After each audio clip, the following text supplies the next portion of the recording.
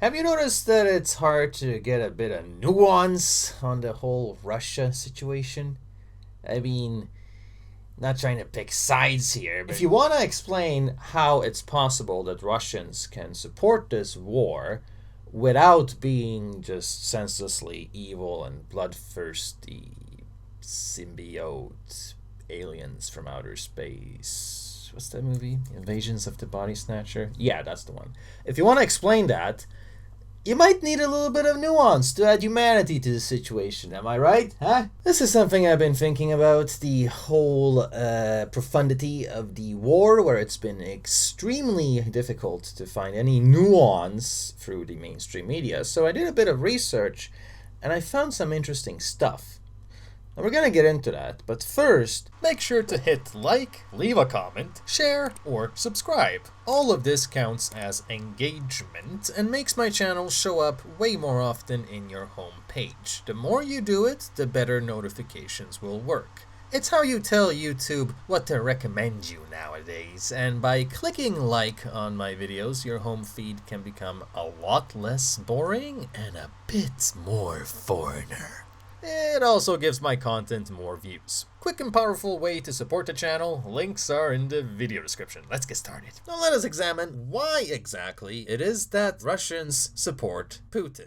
Western analysts think that Russians will sour on Putin if the economic situation in the country continues to worsen. But there is a gaping hole in their theory. Russians don't think the war was Putin's fault. This is difficult for people in the West to understand. Here we see the invasion of Ukraine as a war of choice. But in Russia, the average citizen sees the conflict as a war of necessity, one forced onto Russia by NATO and Ukraine. This was confirmed in research by the Levada Center, a non-governmental polling firm widely trusted in the West. More than 66% of Russians blamed the conflict on America, NATO, or Ukraine. Only 4% said the conflict was Russia's fault. Because Russians do not believe Putin was responsible for the war, they naturally do not blame him for sanctions. Citizens of the United States did not blame FDR for economic hardships like rationing during World War II. Russians have a similar perspective on wartime hardships today. If anything, the perceived cruelty of the current sanctions is making the West more of a villain in Russia. Some Russians I know who had favorable opinions of the West now feel like they are personally under attack, and they resent being the targets of economic warfare. One of the most egregious examples is the attempt to block international calls into Russia. Today, many Russians overseas are having trouble reaching their families at home. This makes them angry, but not at Putin. It makes them hate the West. The Russians who are upset with Putin about sanctions are the ones who already opposed him. They are a vocal, younger minority inside the country. But the people attending anti-war marches are the same ones who previously were marching against corruption. For 8 years, pro-Russian citizens living in the east of Ukraine were shelled by the Ukrainian army, and the world did nothing. Many Russians therefore believe that their army is now liberating their countrymen, and to do that, it has to destroy all of the military installations across Ukraine. It's also getting rid of tens of thousands of neo-Nazis who have risen to prominence and who are using Ukrainian civilians as human shields, accounting for the high casualty count. The information war is at an all-time high. It's true that what Western audiences see is not being portrayed on Russian state media, but the charge goes the other way too. One lesson I've learned reporting from Moscow is that there is no shared reality between the two sides. It is doubtful that sanctions will lead to Putin's downfall, and regardless of Western leaders' insistence that they are not at war with the Russian people, it sure gets interpreted that way over here, and it is likely to lead to Putin leveraging even more power. The only way Western audiences can understand this is by accusing Russians of being zombified. They argue, there is no free press in your country, which means Russians are fed a media diet of only what Putin wants them to think. But Russians laugh off these accusations. They say, if we as Russians are brainwashed, then we're no more brainwashed than Western audiences who watch Fox News, NBC, CNN, and others. The fact that sanctions were implemented so quickly points to one of three things in the Russian mind. They say Russophobia.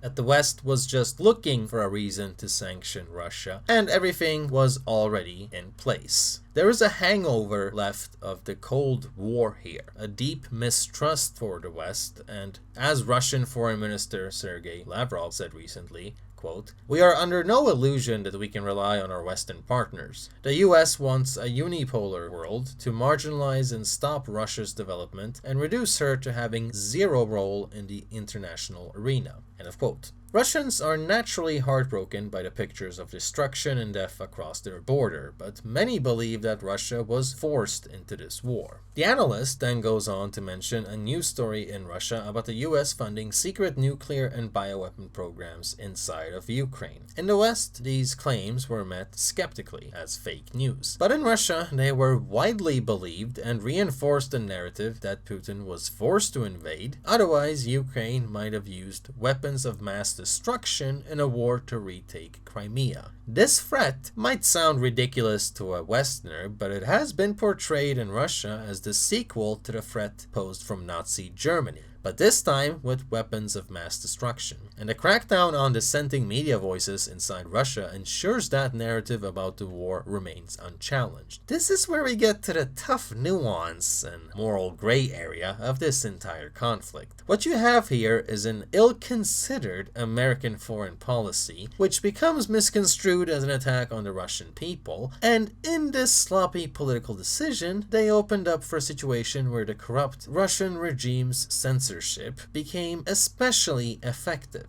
Equal blends of reality and fantasy, making sure that the image is twisted to Putin's favor.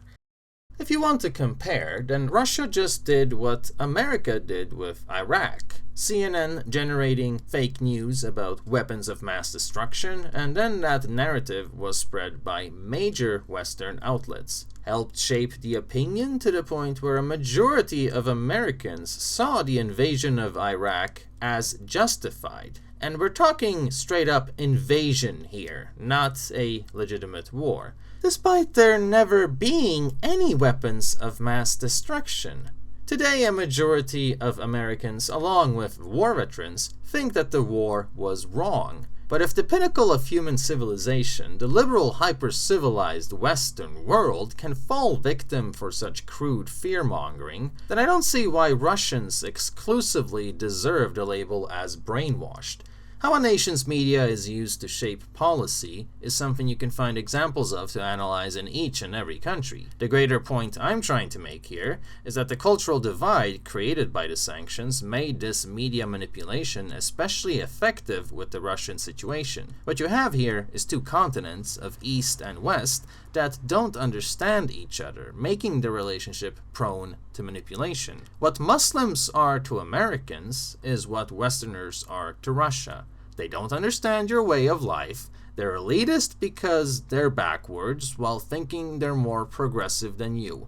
Yeah, starting to sound familiar yet? It seems Vladimir Putin has at least figured out liberal Western hysteria can play into his pockets. All of the boycotts, economical so well as cultural, have simply enforced the idea which was already widespread in parts of Russian culture, that the West hates all of them, think they all support the war for bloodthirsty brainwashed reasons, while continually NATO keeps placing their bases closer and closer over the decades beyond what was initially promised. This all contributes to Putin being considered a prophet and strong president when you consider what it looks like from the Russian perspective.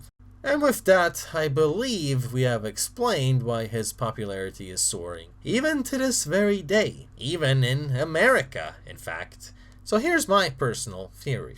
I do not believe that Putin needs to win this war. In a way, he has already won, given the increase in his popularity, along with Russia's isolation from the world. And here's the scary part. They can afford to do it. This isolation is only because foreign companies left the country and were replaced with Russian equivalencies that have long struggled to be corporate competitors, thus boosting the Russian economy and their own economical infrastructure by making Russians more dependent on it and willing to invest in it. Russia basically retracted from globalism by making people rely more on their own companies, financial venues, and options.